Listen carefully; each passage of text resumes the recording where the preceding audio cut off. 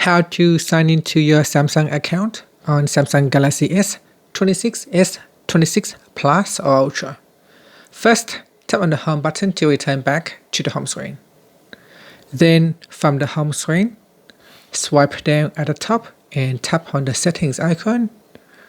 Next, in settings, tap on sign in to your Galaxy. In here, you can sign in with Google account, email address or phone number, or using QR code. In this video, we'll select email or phone number. Now put in your email address or phone number and tap on next. After putting the account password, now put in the password and tap on sign in. On the next screen, we tap on the checkbox and then tap on agreed. Okay, so once you tap on the agreed, you'll be signed in, and from here you'll see your profile. Once signed in, you'll be able to access services such as Samsung Pass, Galaxy Sharing, Galaxy AI, Samsung Cloud, etc. And that's it. Thank you for watching this video.